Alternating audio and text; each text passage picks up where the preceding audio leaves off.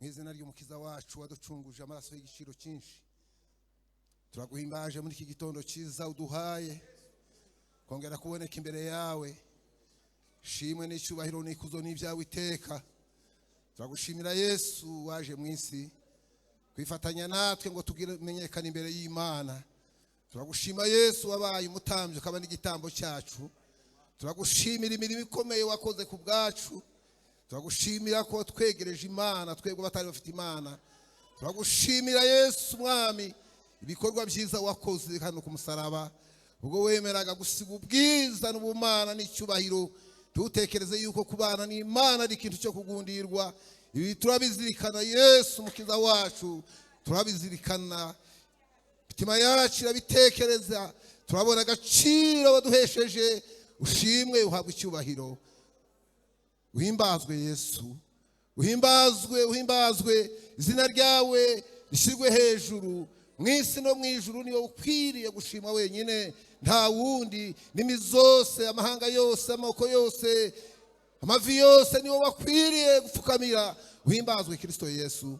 Tugiye kumva ijambo ryawe muri aka kanya, tugiye kumva icyo uvugana natwe ukoresheje umukozi wawe mwami Yesu Kristo. Umushyigikire, uri hafi ye, Mwuka Wera amuzeho cyane. Umukoreshe n'igikoresho cyawe, umukoreshe natwe twese abicaye muri iteraniro rya mbere, abagabo n'abagore, abahungu n'abakobwa, ndetse n'abana bacu bato bose, abakozi bawe. Duteze amatwi kugira ngo twumve icyo uvugana natwe muri iki gitondo. Uduhumekereho Umwuka wawe wera kugira ngo ijambo ryawe uryumvikanishe muri aba bantu bose baje.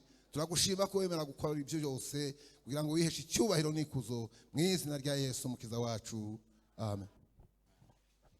Yesu nashimwe. Reka dusome ijambo ry'Imana yanditse mu rwandiko Pawulo yandikiye Abaroma. Turasoma ibice 8 ku murongo wa 28. Abaroma ibice 8 umurongo wa 28. Turaza no gusoma no mu Befeso 158 mu isezerano rishyashya page. Reka dusome twumve icyo Imana ivugana natwe. Kandi tuzi yuko kubakunda Imana byose bifataniriza hamwe kubazanira ibyiza, ari bo bahamagawe nk'uko Imana yabigambiriye. Kuko abo yamenye kera yarabatoranyije kera gushushanywa n'ishusho y'umwana wayo, kugira ngo abe imfura muri bene se benshi. Abo yatoranyije kera yarabahamagaye, kandi abo yahamagaye yarabatsindishirije, n'abo yatsindishirije yabahaye ubwiza. Tuvuge ngo amen. Tugere dusome mu Befeso imbere gatoya. Turasoma ibice 4 umurongo wa 11. Paje 196. Ibice 4 umurongo wa 11 mu Befeso. Nabonye dusome. Nuko bamwe kuba intumwa ze, abandi kuba abahanuzi, abandi kuba ababwiriza butumwa bwiza, n'abandi kuba bungeri n'abigisha, kugira ngo abera batunganirizwe rwose gukora umurimo wo kugabura iby'Imana no gukomeza umubiri wa Kiristo, kugeza ubwo twese tuzasohora kugira ubumwe bwo kwizera no kumenya umwana w'Imana, kandi kugeza ubwo tuzasohora kuba abantu bashyitse bageze ku rugero rushyitse rw'igihagararo cya Kiristo. Tuvuge ngo amen. Nongere nsubiremo aha ku murongo wa 13. Kugeza ubwo twese tuzasohora kugira ubumwe bwo kwizera no kumenya umwana w'Imana, kandi ubwo kugeza ubwo tuzasohora kuba abantu bashyitse bageze ku rugero rushyitse rw'igihagararo cya Kiristo. Reka tuvuge ngo amen. Reka tumbe Bibiliya zacu tuganire ijambo ry'Imana. Amazina yanjye nitwa Pasiteri Rwakunda Dominique. Nkuko umushumba yabivuze, nkorera umurimo w'Imana mu itorero rya Deperi hariya ku Kimisange. Niho nkorera umurimo w'Imana. Ndi umupapa rero wubatse, ufite umudamu ndetse n'abana 2 b'abakobwa. Imana iduhana umugisha. Ndashimira rero Imana yangejeje hano kugira ngo tuganire ijambo ry'Imana, tuvuge ubutumwa bwiza. Ikindi ndashimira ubuyobozi bw'iri torero bwadutumiye kugira ngo tuganire. Ikindi shima Imana na bashumba nabonye hariya, bashumba bakuze bakuru.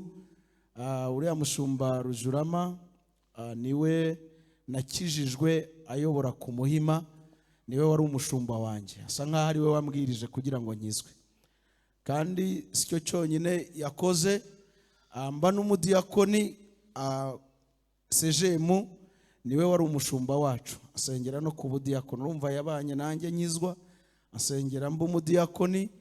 Noneho si nacyo cyonyine, ni nawe wasezeranyije nshaka umudamu. Urumva byose asa nkaho ari we wabikoze. Ati umushumba Samusoni se we bite? Umushumba Samusoni nawe niwe wasengeye mba pasiteri, yaratuyoboraga ku Muhima nani Sejemu. Ubwo niwe wasengeye mba mwarimu, ni nawe wasengeye mba pasiteri. Bariya bashumba rero bubahwe, bani bahereza umugisha mu izina rya Yesu, amen. Ati umushumba se Theogene we bite? Niwe unyoboye ubu ngubu. Ati none se Ivona we kutamuvuzeho, nawe twakoranye umurimo w'Imana, we yajyaga ava igitisi yo mu misozi akaza Sejemu tugakorana umurimo w'Imana. Namwe turakijanyijwe, Imana ibahereza umugisha mwese mu izina rya Yesu. Turaganira rero ijambo ritari rirerire cyane, ritoya. Nagambiriye ko tuganira muri iki gitondo. Ni urugendo, narihaye intego ivuga ngo urugendo rwo gusa na Kiristo. Haleluya, haleluya. Urugendo rwo gusa na Kiristo nirwo tuganiraho umwanya utari munini, niturangiza dusenge Imana tusoze. Urugendo rero rwo gusa na Kiristo, hari uko Kiristo asa, hari uko yasaga, hari uko yakoraga, hari uko yavugaga, hari uko yitwaraga, hari ibyamurangaga. Urwo rugendo rero rwo gusa nawe kugira ngo tumere nkawe, nirwo turi buganire muri uyu mwanya. Izina ry'Imana rihabwa icyubahiro.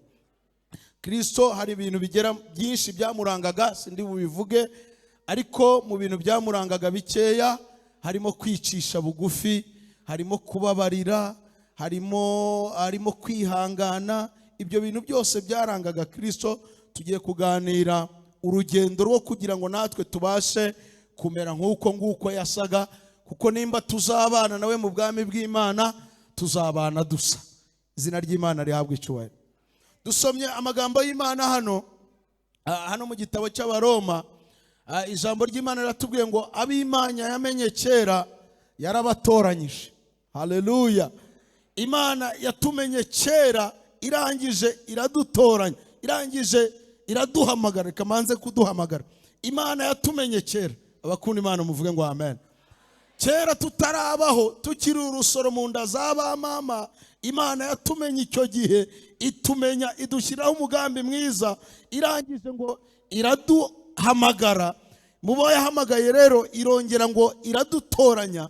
Ariko ngo intego nyamukuru yo kuduhamagara, intego nyamukuru yo kuduturanya, ngo kwari ukugira ngo tugire ishusho y'umwana wayo. Haleluya, haleluya. Kenshi batwigisha ko ikintu cyatumye duhamagarwa ari ukugira ngo tugire amamodoka, tugire amafaranga n'ibindi byinshi. Abantu bafite ibyifuzo bikomeye bitandukanye, ariko nabazaniye ijambo rikomeye ngo ikintu cyatumye Imana iduhamagara, ikintu cyatumye Imana idutoranya, ngo ni ukugira ngo tugire ishusho y'umwana wayo. Imana yacu ntihabwe icyubahiro. Turaganira kuri urwo rugendo rwo kugira ngo umuntu agire ishusho y'umwana wayo. Ese urwo rugendo rutangira ryari, rurangira gute? Kugira ngo umuntu agire ishusho y'umwana, ko tubonye ko impamvu Imana yaduhamagaye, tubonye ko impamvu Imana yadutoranyije, tubonye ko impamvu Imana yatwiyegereje, ngo ni ukugira ngo tugire ishusho nk'iy'umwana wayo. Ni gute rero umuntu yagira ishusho nk'iy'umwana wayo? Ko n'irindi jambo ry'Imana twasomye hariya mu Efeso, naryo ryatubwiye ngo aha bamwe kuba intumwa, abandi baba babwiriza butumwa, abandi baba bigisha, abandi baba bahanuzi, abandi baba bungeri.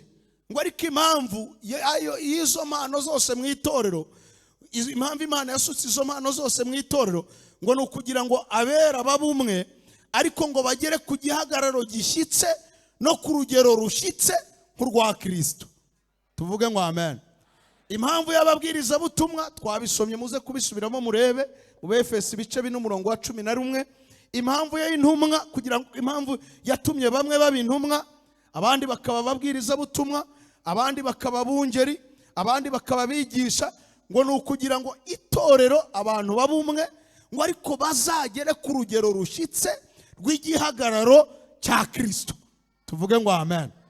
Niyo ntego nyamukuru. Ibindi byose by'amamodoka n'amafaranga ni ibindi bishobora kuza, ariko intego nyamukuru y'Imana ni ukugira ngo tubumwe kandi tuzagere ku gihagararo nk'icya Kiristo, kandi tuzagere ku rugero rushyitse rwose. Imana yacu ishimwe cyane. Turaganira rero ngo ni gute bikorwa bite kugira ngo umuntu agere ku rugero rushyitse rw'igihagararo nk'icya Kiristo. Bigenda gute kugira ngo umuntu ase nka Kiristo? Ese ni iki kintu umuntu yakora kugira ngo agere kuri urwo rugero rushyitse rw'igihagararo cya Kiristo? Ese birashoboka umuntu akiri hano mu isi? Ese bitangira bite, bikomeza bite, bisoza bite? Imana yacu niyahabwa icyubahiro. Kimwe cyo mbanza kubabwira nuko mbanza kubabwira yuko kugira ngo ugere ku rugero rushyitse rw'igihagararo cya Kiristo, kugira ngo use na Kiristo, ni urugendo, ni inzira. Tuvuge ngo amen. Ndetse ni narwo rugendo twakwita ko ari urugendo rujya mu ijuru. Ko muri iyo turi mu rugendo rujya mu ijuru tuba turimo tumaranira gusa na Kiristo. Tuvuge ngo amen.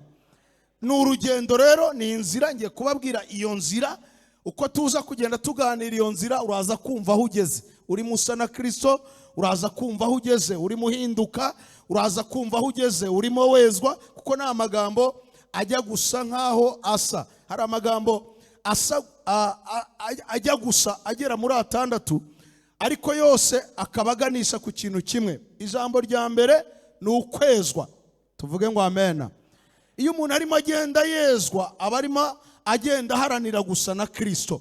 Ijambo rya kabiri ni ugukura mu gakiza. Ni amagambo ajya gusa. Icyo twita gukura mu gakiza ntabwo ari ukumara imyaka myinshi umuntu akijijwe, ahubwo icyo twita gukura mu gakiza ni urugero umuntu agezeho asa na Kiristo. Tuvuge ngo amen. Kanongere nsubiremo aka kana. Icyo twita gukura mu gakiza si imyaka umuntu amaze mu itorero, ahubwo icyo twita gukura mu gakiza ni urugero umuntu agezeho asa na Kiristo. Ni urugero umuntu agezeho ahinduka. Uko uhinduka cyane, uko ugenda uhinduka cyane, uko ingeso mbi zigenda zigushiramo cyane, iyo nzira, urwo rugendo, nicyo twakwita gukura mu gakiza. Izina ry'Imana rihabwa icyubahiro. Haleluya, haleluya. Tukiri aha ngaha, umuntu ashobora gukizwa uyu munsi, mu mezi 3 akaba yarangije guhinduka ibintu byinshi cyane. Byinshi cyane. Ingeso zapfuye, imijinya yagiye, amahane yagiye, inzoga zagiye, itabi zagiye. Uwo muntu ntushobora kuvuga ngo ni umwana mu gakiza. Ahubwo umuntu twita umwana mu gakiza ni wa muntu ushobora kumara imyaka 30 cyangwa 40 yararetse inzoga n'itabi byonyine. Aribyo byonyine yaretse, kuko n'abandi babireka, ariko imijinya akigira, amahana akigira, kurwana kibigira, gutongana kibigira, izangeso zose za kamere zikimuriho zose uko zakabaye. Waracyari umwana, nubwo yizeye Kiristo nk'umwami n'umukiza, aracyari mutoya, aracyakeneye gutera izindi ntambwe, kuko igikenewe kureka si inzoga gusa n'itabi, hari n'ibindi dukwiriye kureka, kandi tukabireka burundu. Izina ry'Imana rishyirwe hejuru. Abakunda Imana muvuge ngo amen. Sinzi nimba mukinkurikiye murimo munyumva, kugira ngo tuganire ku by'urwo rugendo. Haleluya, haleluya. Haleluya, haleluya. Haleluya, haleluya. Ndagira ngo tuganire kuri uru rugendo, umuntu aze kwiyumva ahantu ageze muri uru rugendo. Imana yacu ishyirwe hejuru. Hari ibintu bitatu ndi busobanureho. Ikintu cya mbere ni ikintu bita gutsindishirizwa, icya kabiri ni ukwezwa, icya gatatu ni uguhabwa ubwiza. Gutsindishirizwa, kwezwa no guhabwa ubwiza. Ni amagambo 3 ngiye gusobanura kugira ngo tuze kumva rwa rugendo rwo gusa na Kiristo ukuntu rukorwa. Urwo rugendo rwo gusa na Kiristo rero rukorwa muri ibyo bice bitatu. Rukorwa mu gice bita gutsindishirizwa, rugakorwa mu gice bita kwezwa, rugakorwa no mu gice bita guhabwa ubwiza. Tuvuge ngo amen. Igice cya mbere rero cyo gutsindishirizwa gikorwa gute? Igice cyo gutsindishirizwa Bibiliya iravuga ngo bose bakoze ibyaha ntibashyikira ubwiza bw'Imana.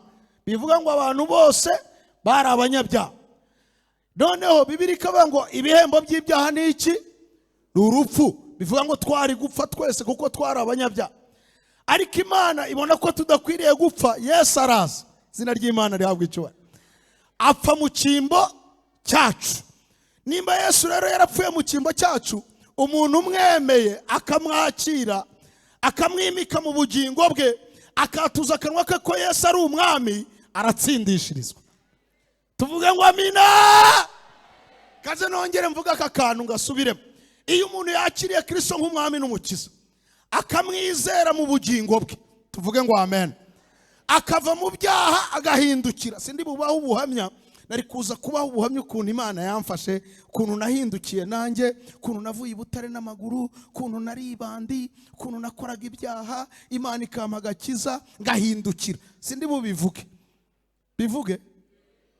Aya gute se? Uyu mwanya urabona wabivuga? Umwanya ni mutoya, ngiye gusoza, harabura iminota 10. Umwanya ni muto, umwanya bari mutoya, ariko nanjye narahindukiye kandi nakire Kristo nk'umwami n'umukiza. Haleluya, haleluya. Kuri iyo ntambwe rero, iyo umuntu ahindukiye akakira Kristo nk'umwami n'umukiza, habaho igikorwa bita gutsindishirizwa. Urumva wari watsinzwe, ariko habonetse ugutsindishiriza. Tuvuge ngo amina. Abatsindishijwe duha Imana yacu icyubahiro. Mwari gutsindwa, none wabone kubatsindishiriza. Mwaratsindwaga mu rubanza, igihano kibahesha amahoro cyari kuri mwe, kirangije kibavaho kijya ku wundi muntu. Abakunda Imana muvuge ngo amina. Twaratsindishirijwe. Umuririmbyi yararirimbye ngo twaratsindishirijwe, cyarinjiye. Haleluya, haleluya.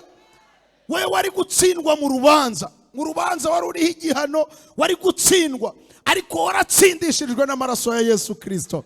Iyo ni intambwe ya mbere. Abantu bakiriye Kristo nk'umwami n'umukiza, mwaratsindishirijwe. Kaduhe Yesu icyubahiro, tumukomere amashyi arakwiriye.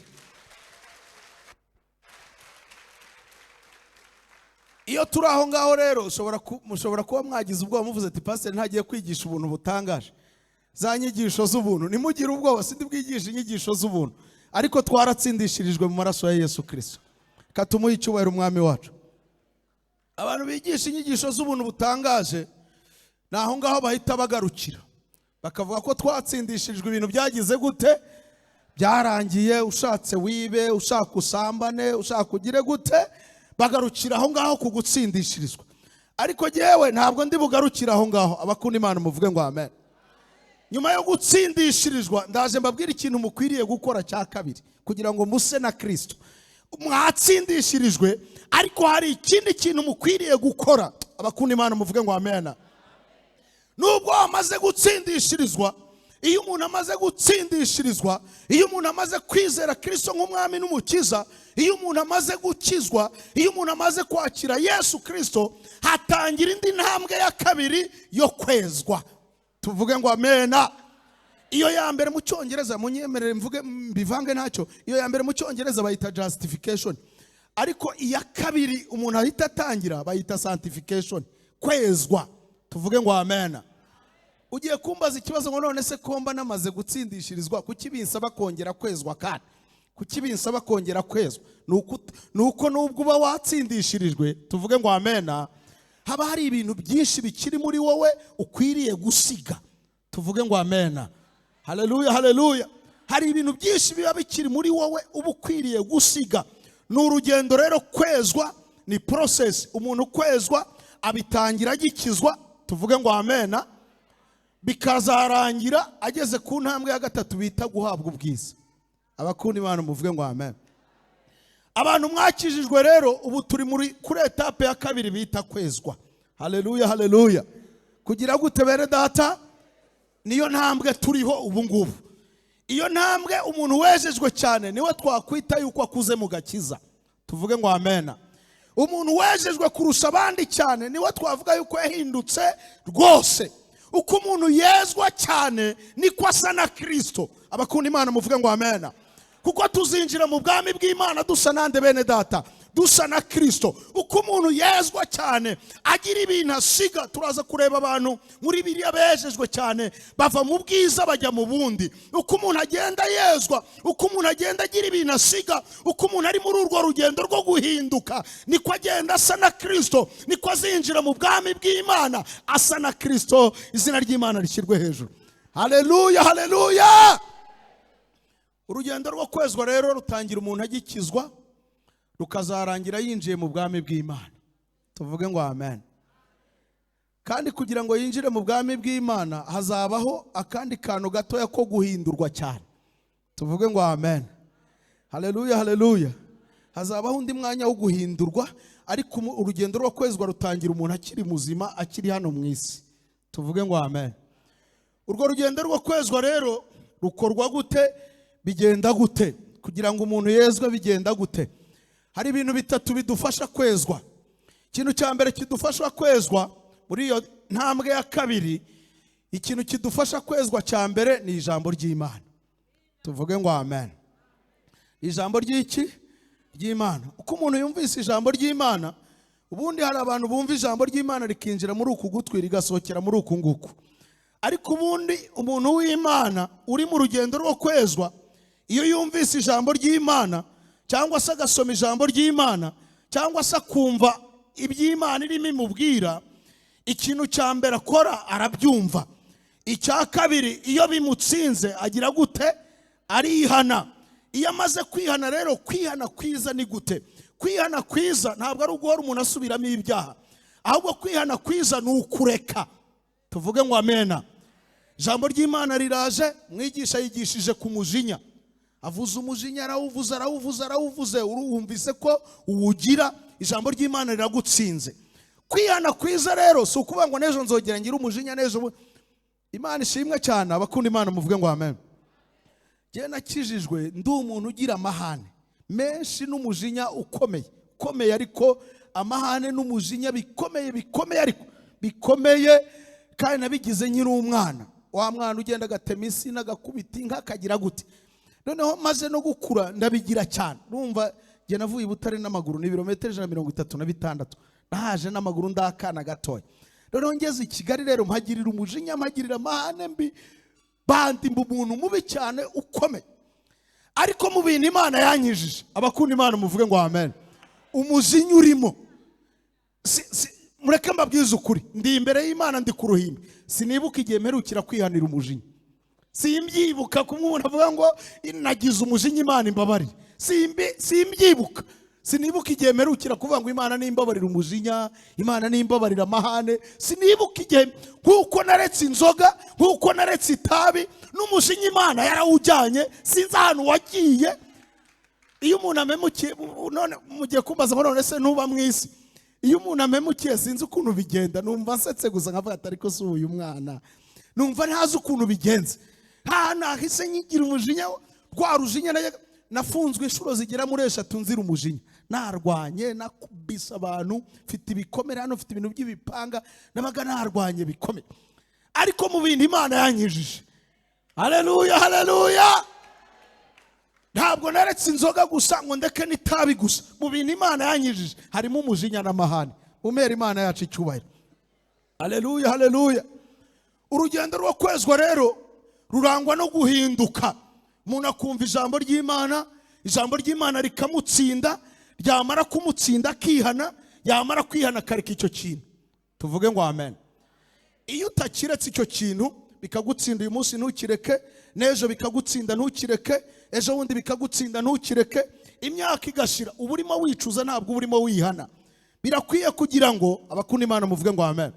Uburimo wizenguruka, uburingwingira, ubutari mukura. Bundi umuntu ukura ni umuntu ijambo ry'Imana ritsinda, yarangiza akihana, akarwana intambara yo kureka icyo kintu. Nkuko twarwanye intambara yo kureka inzoga, nkuko twarwanye intambara yo kureka itabi. Nimba ngo hari ikintu kigora kureka ni itabi, ariko jewe byabaye umunsi umwe. Ndashimira Imana yacu. Tuvuge ngo amen. Kureka itabi byabaye umunsi umwe. Umunsi mushumba Rujurama yarayoboye ku Muhima, mwinjira mu rusengero, hakabwiriza umukongomani witwa Tumba. Yarabwirije, bari banyicaje imbere nkariya nitura hasi. barongera barampagurutsa baranyicaza, arabwiriza.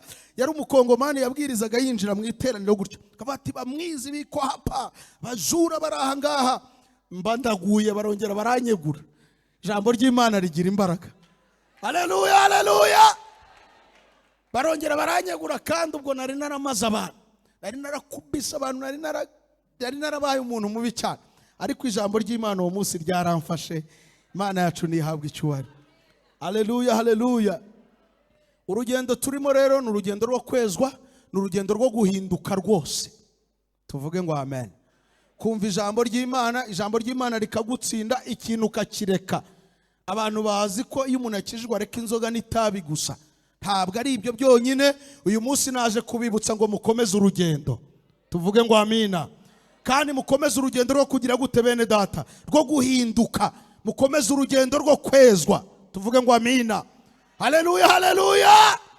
Nimba inzoga mwarayiretse bigakunda, no kubesha mwabireka bigakunda. Nimba itabi mwararetse bigakunda, n'amagambo mwayareka bigakunda. Nimba kurwana mwarabiretse bigakunda, n'inzika mwayireka bigakunda, kandi bikarangira burundu. Izina ry'Imana rihabwa icyubahiro.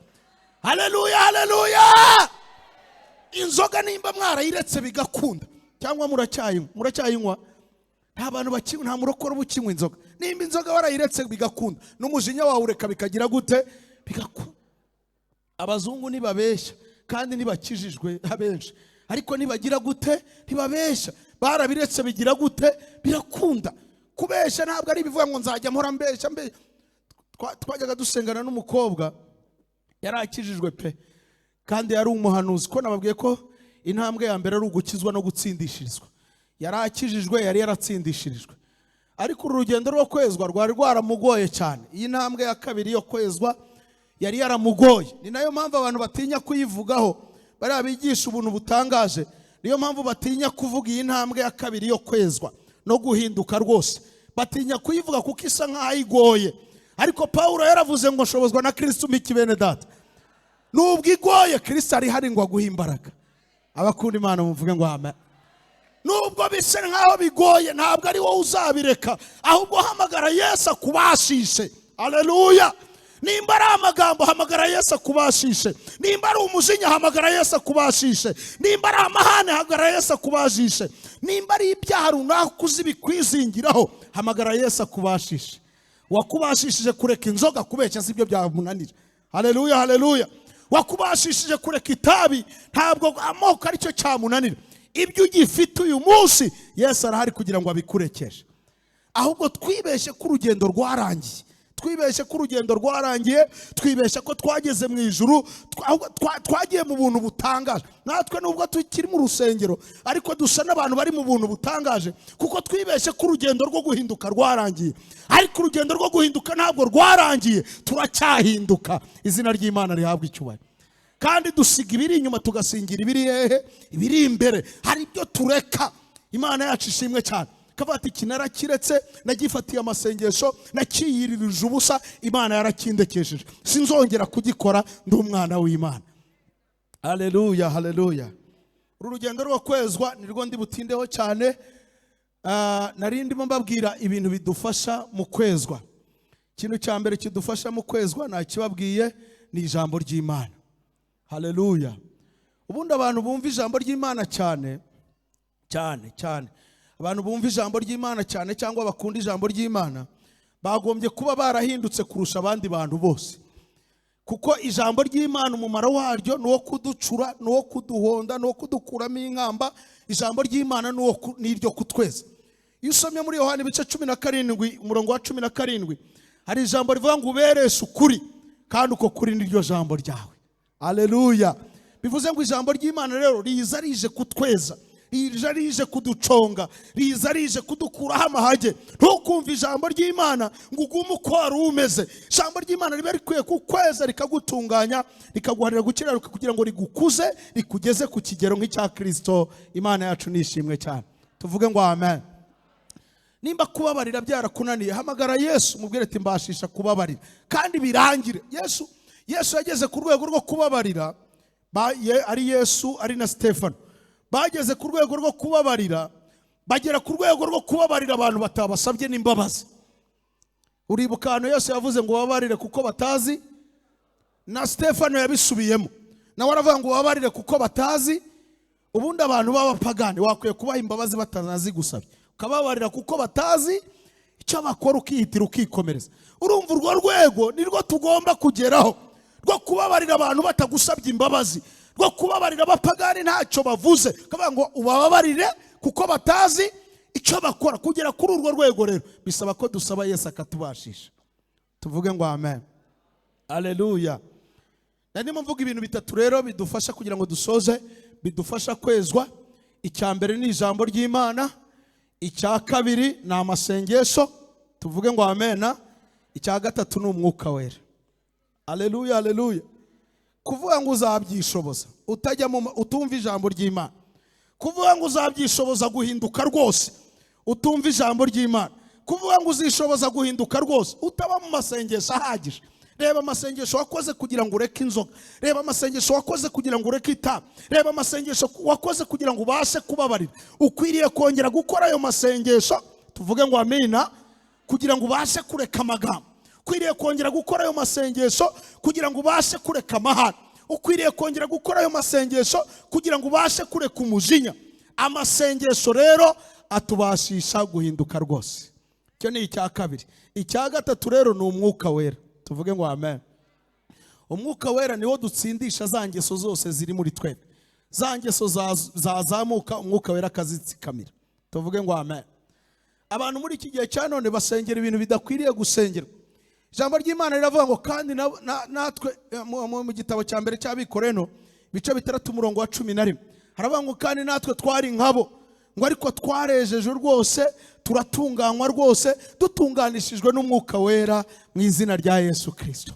Umwuka wera rero umumaro we ni ukugira ngo aze gutsikamira za ngeso, aze gutsikamira rwa rujinya ruzamutse, aze gutsikamira bya bintu byose bizamutse. Ni ngombwa ko dusenga, tuvuge ngo amena. Imana ikaduha umwuka wera wo gutsikamira ingeso. Abantu bakenera umwuka wera wo guhanura, abantu bagakenera umwuka wera wo kuvuga mu ndimi, ariko musaba Imana, Imana ibaha umwuka wera wo gutsikamira ingeso ziri muri mwebwe mu izina rya Yesu. Haleluya. Urujinya niruzamuka, umwuka wera uri muri wowe agire gute? Arutsikamire. Kuba umuntu akijijwe ari umuhanuzi, nababwiye uwo mukobwa wari ukijijwe ari umuhanuzi, ariko yarabeshaga. Twari tuzi ko abeshya, yaratubeshaga kandi mu minota mike akaba arimo arahanura. Ukibaza ngo uyu muntu umwuka wera umurimo umumariye iki? Yaratubeshaga. Twabanaga muri korali, iyo bavuga ati reka dusabe runaka ngiye kumuvuga mu izina, ahaguruke yisobanure impamvu yakererewe muri korali. Twabaga tuvuga tuburagiye kudukubita ikinyoma, agahita avuga ati mama yararwaye ninjoro namujyanye mu bitaro, ubu yaraye mu bitaro, niyo mpamvu uyu munsi nakererewe muri korali. Tugaperereza tugasanga nyina ntiyigeze arwara n'igicurane, ariko mu minota mike akaba arimo arahanura, agahanura ubuhanuzi buribwo arakijijwe, ariko imihindukirire ye ntayo, ari ku rugero ruciriritse, aracyari umwana mu gakiza. Ko nababwiye ko kuba umwana mu gakiza ni urugero uriho rwo guhinduka.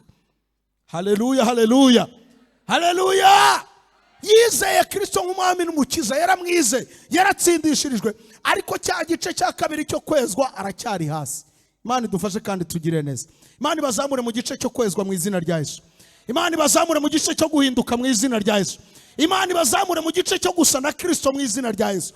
Murwane urwo rugamba, musenge, mwumve ijambo ry'Imana, umwuka wera bashoboze kugira ngo mubashe guhinduka, tugere ku rwego twumva tumaze kumera nk'abo ngiye kubabwira, bagera kuri 2 twarangiza tugasenga Imana. Tuvuge ngo amen. Kandi nuko nta mwanya mfite nari kuza kubisobanuramo gakeya, ririya hema ry'ibonaniro ryari ryubatse muri ubwo buryo. Hari igice cyo mu rugo twakwita nko gutsindishizwa, abantu batambiraga ibitambo, tuvuge ngo amena. Bamara gutamba ibitambo bakinjira ahera. Aho hera habaga harimo ibyo bintu bitatu, habaga harimo imeza y'imitsima, hakabamo igitereko cy'amatabaza, hakabamo n'igicaniro cy'imibavu. Ahera nibyo byabagamo ari bitatu. Aho hera rero twahageranya na cya gice turimo cy'ubu cya kabiri cyo kwezwa. Nubundi iyo meza y'imitsima ni ijambo ry'Imana, igicaniro cy'imibavu ni amasengesho, igitereko cy'amatabaza ni umwuka wera. Tuvuge ngo amen. n'ubundi n'ibyo bitatu byabaga biri aho ngaho. Umuntu yava ahera akinjira ahera cyane. Ahera cyane rero ni muri cya gice cya gatatu nari buvugeho cyane bita guhabwa ubwiza. Tuvuge ngo amen. Haleluya, haleluya.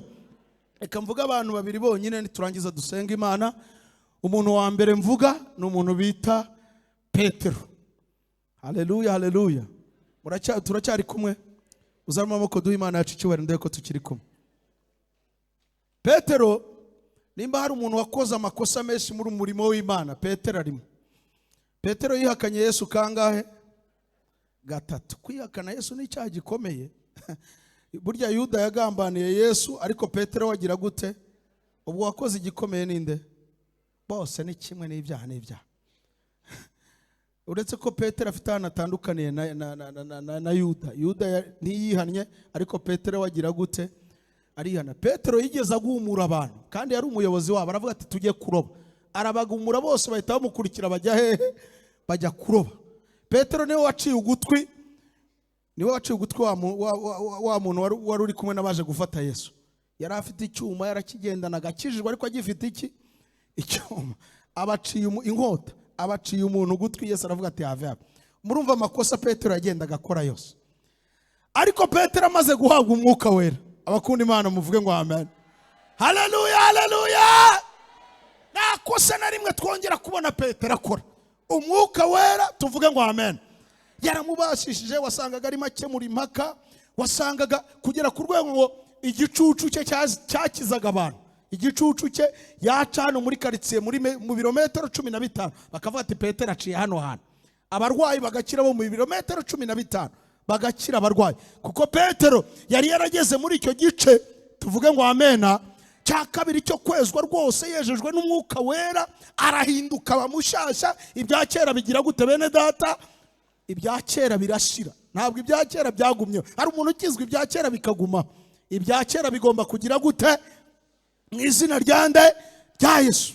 Turi mu rugendo rero rwo kugira ngo ibya kera bigire gute? Bishire. Nta muririmbyi w'umunyamahanga ukwiriye kubaho. Ibya kera bigomba kugira gute? Gushira. Bibiliya avuga ngo muri iyo nzira nta nyamaswa y'inkazi zacamo. Ibya kera biba bigomba kugira gute? Gushira. Turi mu rugendo rwo kugira ngo ibya kera bishire mu izina rya Yesu. Abakunda Imana muvuge ngo amen. Haleluya, haleluya. Turi mu rugendo rwo kugira ngo ibya kera bigire gute? Bishire. Nta kuvuga ngo tuzabyinjirana mu bwami bw'Imana. Oya, turi mu rugendo rwo kugira ngo ibya kera bigire gute? Bishire. Kandi birashoboka ko bibasha gushira. Imana yacu ntihabwe icyubahiro. Ni Petero. Reka mvuge na Paulo niturangiza dusenga Imana. Paulo yari ari mu bantu barenganyaga itorero ry'Imana. Igihe kimwe Imana iramufata, Yesu aramutungura ari mu nzira ijya i Damasiko. Igihe kimwe atangira kuba umukozi w'Imana, amaze gusenga atangira kugenda abwiriza ubutumwa bwiza, ariko abubwiriza amaze kumanukirwa n'umwuka wera. Tuvuge ngo amen. Abantu muri iki gihe cyane impamvu mutanesha, hari ikintu mwirengagije. Ubundi hari ibintu bitatu bikurikirana. Tuvuge ngo amen. Iyo umuntu yamaze gukizwa akabatizwa mu mazi menshi, cya kabiri yagombye gusaba umwuka wera. Tuvuge ngo amen. Cya kabiri yagombye gusaba iki? Ubyumve, nutabyumva ni akazi kawe. Bwira umuntu ukwegereye ngo icya kabiri no gusaba umwuka wera. Bimubwire, nubwo ari iby'abasatuzi, munyemerere mbivuge, mubibwirane. Icya kabiri no gusaba iki? No gusaba amafaranga, imodoka, ubukwe, perime, visa. No gusaba iki? Wamara kubona umwuka wera ugatangira urugendo rujya mu ijuru rwo kwezwa no guhinduka. Ibindi bigendanye n'umugore, ibindi bigendanye n'amafaranga, ni ibintu bizaza bigukurikiye. Tuvuge ngo amen. Twongere ngo amen. Twongere ngo amina. Ni ibintu bizaza bigukurikiye, ariko utangira urugendo rwo gusa na Kiristo. Mwuka wera wakiriye, tuvuge ngo amen, akagenda akubashisha agushoboza. Paulo rero yakomeje urugendo rujya mu ijuru. Ngiye gusoza dusenge, mbivuze nk'inshuro nk'eshatu ngo ngiye gusoza, mumbabarire noneho mbikore. Noneho Paulo yakomeje urwo rugendo, aza kugera ahantu tuvuge ngo amen, yejejwe rwose, hahandi Imana ivuga ati uyu muntu yagize gute? Yejejwe. Paulo ahageze yavuze, Paulo ariko mu kwezwa kwe harimo ibintu yari yaragiye areka. Muzi ko Paulo yageze ahantu ngo akareka inyama, arimo yezwa, agera ahantu areka iki kandi kurya inyama si iki. Aravuga ngo kugira ngo ndye inyama umuturanyi wanjye aremererwe mpisemo kureka iki. Ubundi urwo rugendo ni urw'abantu twebwe tuzi abarokore iyo bamaze igihe mu itorero bahinduka abanyedini. Ubundi umuntu ugikizwa hari ibintu areka bitari n'ibyaha. Mwarabibonye umuntu ugikizwa hari ibintu areka bitari iki bitari n'ibyaha kubwo gushaka kwezwa cyane. Abarokore rero iyo bageze ahantu baba abanyedini rwa rugendo rwo guhinduka bakaruparika. Ariko nimuparika urugendo rwo guhinduka turacyajya mu bwami bw'Imana. Haleluya haleluya. Pawulo agera ahantu areka inyama. Aravuga ngo kugira ngo ndye inyama umuturanyi wanjye aremererwe mpisemo kureka inyama. Kandi mureke mbabwire aho kugira ngo urye inyama umuturanyi wawe aremererwe wahitamo kureka inyama. Kuko Bibiliya ivuga ngo iki? Iravuga ngo umuntu ugusha umwe mu bantu batoya, umuntu ugusha abantu batoya, icyamubera cyiza nuko yahambirwa urusyo mu ijosi akajugunywa hehe? Mu nyanja. Hari ibintu ukwiriye kureka kugira ngo abatoya bakomere. Tuvuge ngo amen. Sinzi nimba aka kantu mvuze mukumvise. Hari ibintu ukwiriye kureka nubwo byaba atari ibyaha kugira ngo abatoya batagira gute batagwa. Imana yacu nishimwe cyane. Haleluya haleluya haleluya. Pawulo ageze ahantu rero arangiza urugendo avuga ijambo rikomeye avuga ngo narangije urugendo. Tuvuge ngo amen. Narinze ibyo kugira gute? Narabirinze. Ibyo kwizera tubihabwa ryari? Tubihabwa igihe twakira Kiristo nk'umwami n'umukiza. Kubirinda ni ryari? Ni ya ntambwe ya kabiri turimo twezwa. Tuvuge ngo amen. Aravuga rero ngo narinze ibyo kwizera, narabirinze, narwanye intambara nziza. Aho hose ubwo yarageze hahandi nyine avuga ati noneho ndumva nakwinjira mu bwami bw'Imana. Haleluya haleluya. Avuga ijambo rikomeye aravuga ngo maze kumera nk'ibisukwa, maze kumera nk'amavuta. Tuvuge ngo amen. Ndumva naroroshye. Ubundi umurokore agera ahantu yumva yoroshye wamwambura wamutuka aba yarabaye nk'amavuta. Abakunda Imana muvuge ngo amen. Wamukura muri korari ava muri korari ameze nk'amavuta yaroroshye, ameze nk'ibisukwa kugira iki ku gicaniro. Wamutorera inshingano utayimutorera aba yarabaye nk'amavuta, aba yarabaye nk'ibisukwa ku gicaniro. Abakunda Imana muvuge ngo amen. Aba ameze nk'umuntu uri mu ijuru kandi akiri mu isi. Haleluya haleluya. Nta nzika nta mujinya, aba yaramaze kumera nk'ibisukwa ku gicaniro. Uwo rero niwe wemerewe kwinjira mu bwami bw'Imana. Tuvuge ngo amen. Uwo ngo niwe uzahindurwa agahabwa ubwiza. Izina ry'Imana rihabwa icyubahiro. Guhabwa ubwiza ntabwo ndi bukivugeho kubera iminota dufite. Reka dusenga Imana. Ariko uru rugendo rwo gusa na Kiristo twongere turushyiremo imbaraga. Tuvuge ngo amen. Ntabwo turagera mu ijuru, turacyari mu isi turwana intambara, turasana na Satani, turacyafashe igihe mu ntambara. Ariko birakwiye ngo twongere tumere nka cyagihe, mumere nk'abana batoya, mwongere mumere nka cyagihe mugikizwa ko mwifuzaga kureka ibintu byose. Iyo waryamaga udasenze wumvaga ari icyaha, iyo waryaga udasenze wumvaga ari icyaha. Bwa bwirinzi bwongere bugaruke kugira ngo budufashe guhinduka rwose guhinduka rwose. Iyo bavuze guhinduka bakongeraho rwose. Ubundi umuntu ahinduka mu bitekerezo, agahinduka mu bwenge, agahinduka ku mubiri, umuntu agahinduka rwose. Abakunda Imana muvuge ngo amen. Kandi nimugire ubwoba ngo muzabishobora gute. Niwumva ijambo ry'Imana ugatsindwa ukihana ukabireka, umwuka wera azakubashisha, amasengesho azakubashisha, Yesu azakubashisha mu izina rya Yesu.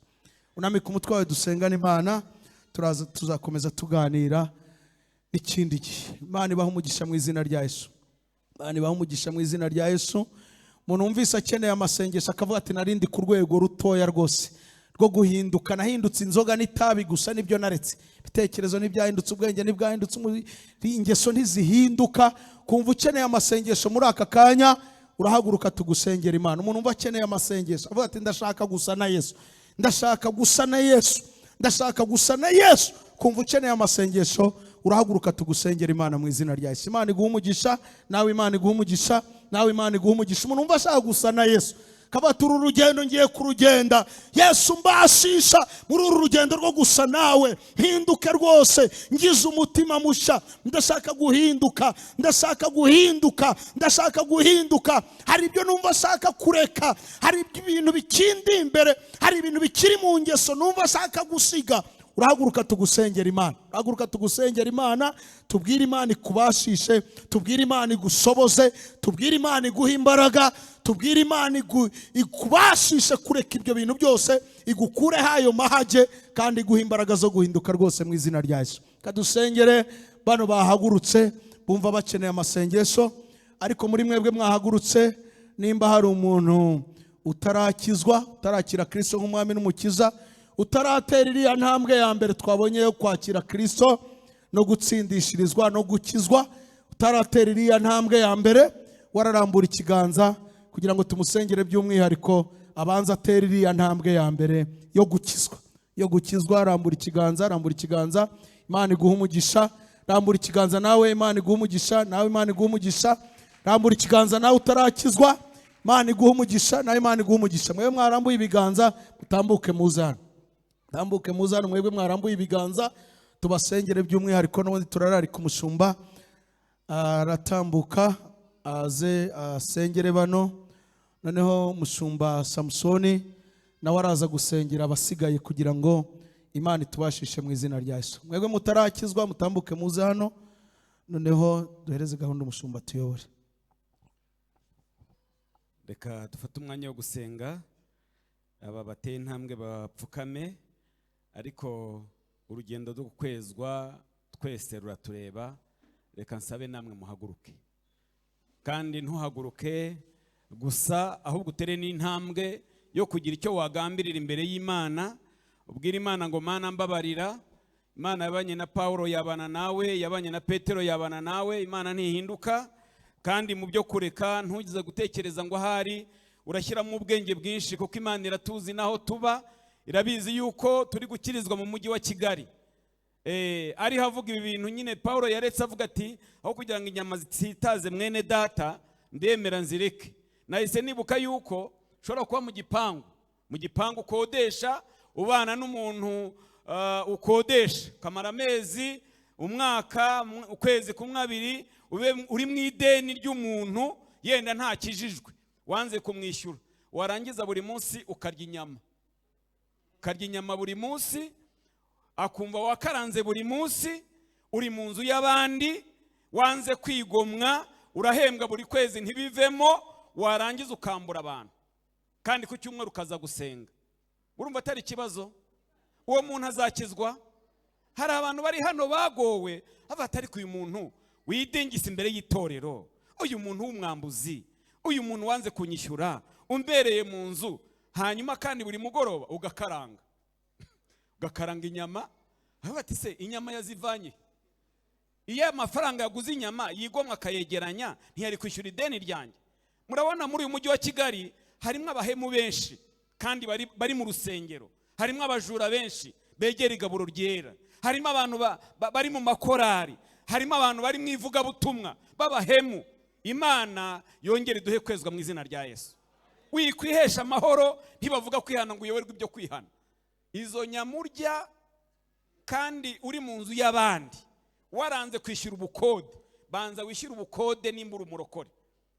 Igwa mu kwezi kumwe wemere urya ubusa, umara iminsi utagura imyenda, utifashe neza, ariko ukiranuke n'umuturanyi wawe kugira ngo boss ugucumbikiye agire amahoro. Abambuzi babyumvise?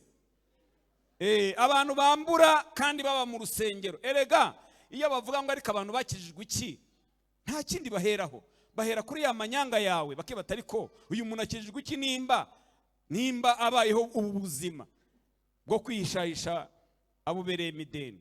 Tera intambwe mu kwezwa, wishyura amadeni y'abandi mu izina rya Yesu. Murabinyemereye ngo Imana duhe kwezwa? Muzamura ibiganza, ndasengera kwezwa, hanyuma nabihana, ariko Imana duhe kwezwa. Kabe gato kabe kanini, ariko Imana tubabarire. Zamura cyane, Imana nyiri imbabazi tubabarire. Mana turagushimiye kuri data wa twese mwiza. Mu ijambo ryawe harimo imbaraga zibohora, nkuko tumaze kubyumva turasenze. imigozi yari bosha abantu, ibituma abantu batinjira mu bwiza ngo base nawe. Mwami Yesu Kristo, tubonye ikiduhindura ni ijambo ryawe. Ababihanye turabasengeye, bagirira imbabazi Mwami. Iyi ntambwe yo kwihana Mwami turabasengeye, buhagire batunganye, kandi n'ibiteraniro buri wese mu mwanya we mugirira imbabazi. Keneye ko abantu bahinduka, bagakizwa, bagahinduka abana b'Imana, bakezwa n'ijambo ryawe. Tugushimiye Mwami, imbabazi zawe ziracyahari. Ibyo abantu Mwami barimo, ibyo Satani yahagararaho, ibyo Imana yitegereza, ibyo umwuka agaya mu mitima, ni ubikurisha imbaraga zawe. Jambo ryawe ryeza abantu bawe, maraso Yesu atunganye abantu bawe, mwuka wera atunganye imitima. Mu izina rya Yesu twinjize mu buryo bwo kubaho dusa nawe. Tugushimiye kubyumvise, mu izina rya Yesu no tubisabye, amen, amen. Mugihagaze tugiye gusengera ibyifuzo.